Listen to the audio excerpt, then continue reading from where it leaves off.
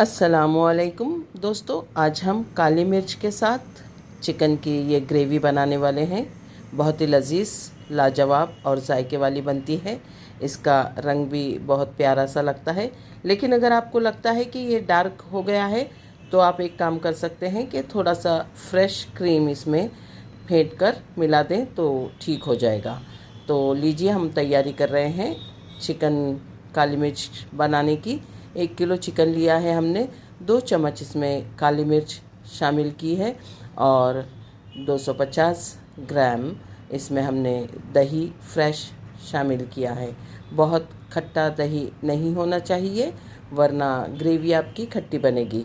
लेकिन अगर आप खट्टा खाना पसंद करते हैं तो फिर खट्टी दही भी चल जाएगी।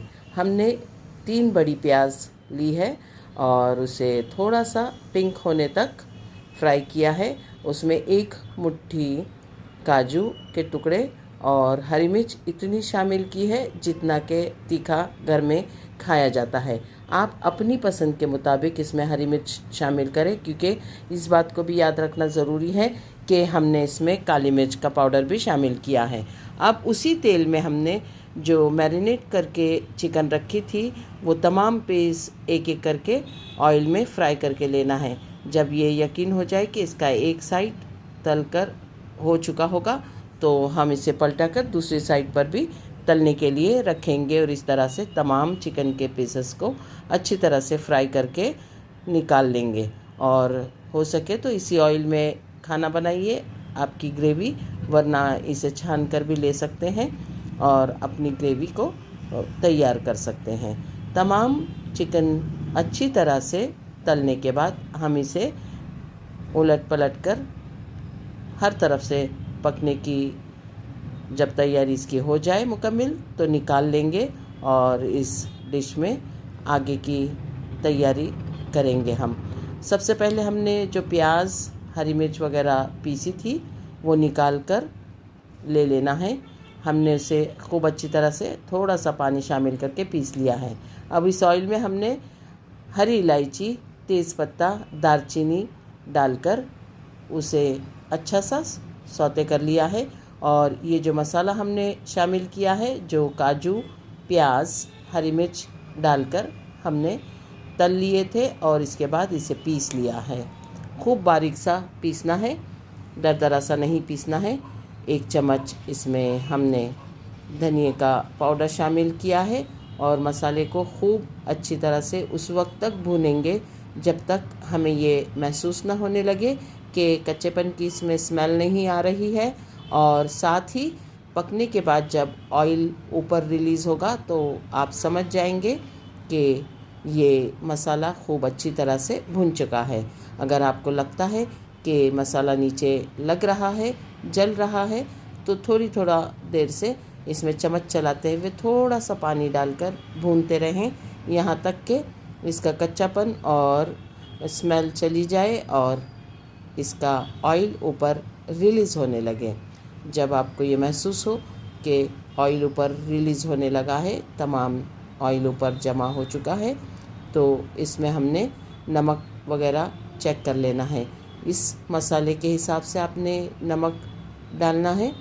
ये इसमें हमने अभी थोड़ी सी दही फ्रेश शामिल की है। इसके साथ भी इसे खूब अच्छी तरह से पकाया जाएगा उस वक्त तक जब तक दही का पानी भी खुश्क ना हो जाए। इस मसाले का नमक वगैरह हमने इसी हिसाब से शामिल किया है और हमारी तली हुई चिकन जो हमने तल चुके थे इसे ग्रेवी में शामिल किया जा रहा है। अब इसे उस वक्त तक पकाया जाएगा जब तक कि चिकन अच्छी तरह से गल ना जाए और तमाम मसाले वगैरह इसमें शामिल ना हो जाए अच्छी तरह से।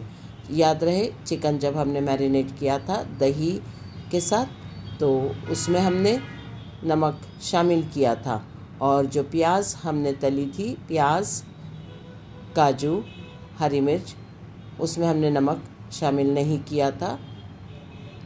तो नमक अगर कम डाला जाए तो बाद में एडजस्ट कर सकते हैं, तो पहले ही नमक ज़्यादा ना डाला जाए। अगर आप चाहें तो इसे चख कर इस वक्त देख सकते हैं और इसके नमक मिर्च का एहसास आपको हो जाए तो उस एडजस्ट कर सकते हैं। अभी इसमें 1/2 चम्मच हमने गरम मसाला मिक्स पाउडर और हाफ चम्मच ज़ीरा पाउडर शामिल किया है। इसे अच्छी तरह से मिक्स करके पकने के लिए रख दिया जाएगा। और साथ ही कसूरी मेथी 2 चम्मच है, जिसे हाथ से हमने अच्छी तरह से मसल दिया है और इसे भी शामिल कर रहे हैं। अगर आपको लगता है कि ग्रेवी का आपका रंग जो है डार्क ग्रीन हो गया है, तो आपने इसमें थोड़ी सी फ्रेश क्रीम मिलानी है, तो ये हल्का सा ग्रीन कलर का हो जाएगा। वगरना आपको इसी तरह से पसंद हो तो आप इस तरह भी इसे पका सकती हैं। देखिए, इसमें लेग पीस वगैरह सब शामिल की गई है, जिससे आपको गोश्त के गलने का एहसास हो जाएगा। जब पूरा चिकन गल जाएगा, ऑयल रिलीज़ होने लगेगा, इस वक्त आपने अपने हिसाब से नमक और मिर्च को टेस्ट कर लेना है। इसके अलावा एक और ज़रूरी बात यह है कि अगर आप इसे चावल के साथ सर्व करना चाहते हैं तो इसे थोड़ा सा ग्रेवी के तरह से बनाकर रखिए, या अगर आप नान के साथ खाना पसंद करते हैं तो भी इसमें थोड़ी सी ग्रेवी होनी चाहिए। लेकिन अगर इसे आप रोटी वगैरह के साथ सर्व करने वाले हैं तो इसे थोड़ा सा ग्रेवी पतली नहीं होना चाहिए, शोरबा ज़्यादा पतला नहीं होना चाहिए, क्योंकि आप इसे रोटी के साथ सर्व करने वाले हैं। तो देखिए, यहाँ पर हमारी ग्रेवी खूब अच्छी तरह से गोश्त के साथ पक रही है। अगर आप चाहें तो इसे मटन और बीफ के साथ भी इसी तरह से पका सकते हैं। सिर्फ करना ये होगा कि बीफ को आपने अलग से गला कर ले लेना चाहिए। इसके बाद सेम प्रोसीजर के साथ आपकी ये डिश तैयार रहेगी।